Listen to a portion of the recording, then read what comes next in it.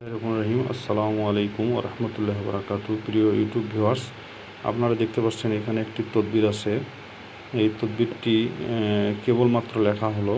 এখানে আজমিয়ত আছে, আজমিয়ত ছাড়া আমি এটা লিখেছি, আজমিয়ত ছাড়াও এটা লেখা যাবে।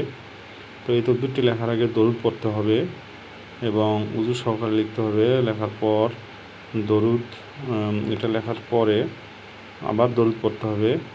দরুদ পরে আবার একবার দরুদ পরে এটাতে দম দিতে হবে। দেওয়ার পরে এটাকে চিনি এবং জাফরান জ্বালিয়ে সামনে জ্বালিয়ে রাখতে হবে এবং এটা আতশি এবং বাদি চালে শামসে তারায় লিখতে হবে। দুইটা চালেই লেখা যেতে পারে। আতশি চালে লিখতে গেলে সামনে আগুনের কুণ্ডলী বা চুলা থাকতে হবে, অথবা আগুনের দিয়ার বা বাতি বা মোমবাতি জ্বালাতে হবে।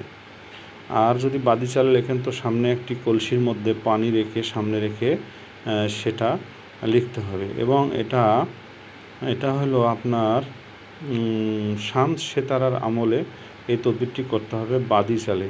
বাদির যে দিক আছে সেই দিক খেয়াল করতে হবে। বাদির যে পোশাক আছে তেলা রঙের পোশাক, সেটা করতে হবে এবং এই তাবিজটি তেলা রং করে লিখতে হবে।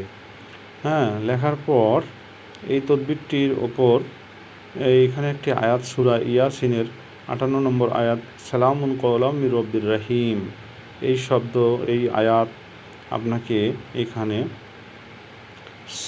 3-4 বার এখানে দম করে দিতে হবে, বিসমিল্লাহ সহকারে দম করে দিতে হবে। আর এই হার থাকবে, এই হাত দিয়ে টোকা দিতে হবে আর বলতে হবে অমুক রোগ দূর হোক, এভাবে টোকা দিতে হবে। ধরেন যে জ্বর হয়েছে, যে অমুকের জ্বর দূর হোক, অমুকের জ্বর দূর হোক, অমুকের জ্বর দূর হোক। একবার করে পাঠ করতে হবে সালামুন কওলাম মির রব্বির রহিম। পাঠ করার পর বলতে হবে যে অমুকের জ্বর দূর হোক। এইভাবে একটা করে টোকা দিতে হবে, এই তাবিজটাতে এইভাবে টোকা দিতে হবে। তো হার যদি থাকে, সেটা যদি জাগ্রত কোনো হার হয়, সে হার দিয়ে এই তদবিরটি করতে পারবেন। দেখেন এখানে হারটি আমি ধরেছি, এই যে হার, দেখুন এই যে হার, এই হারটি এটা হলো সাধন করে, এটা প্রাণীর হার, এটা বৈধ হার, অবৈধ না। এটা এই হার দিয়ে আমি টোকা দেবেন, তাহলে এই নকশাটি জাগ্রত হবে। এবং বলতে হবে এই নকশার জিন জাগ, মক্কেল জাগ, খাদেম জাগ, রুহানি মক্কেল জাগ, শিবরি মক্কেল জাগ, আল্লাহর হুকুমে জাগ, আল্লাহর হুকুমে জাগ, আল্লাহর হুকুমে জাগ, বাহাক্কে লা ইলাহা ইল্লাল্লাহ মুহাম্মাদুর রাসূলুল্লাহ সাল্লাল্লাহু আলাইহি ওয়াসাল্লাম দিয়ে 3টা টোকা দিয়ে, এভাবে টোকা দিয়ে তাবিজের সাথে আগরবাতির ধোঁয়া দিয়ে তাবিজটাকে ফোল্ড করতে হবে।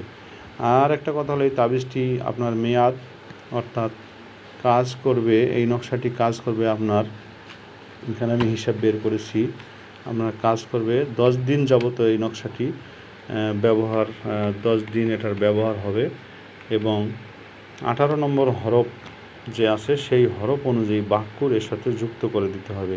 তাহলে এই তদবিরটি 100% ইনশাআল্লাহ কাজ করবে।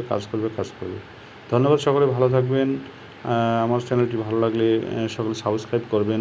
ধন্যবাদ, আল্লাহ হাফেজ, আসসালামু আলাইকুম ওয়া রাহমাতুল্লাহি ওয়া বারাকাতুহু।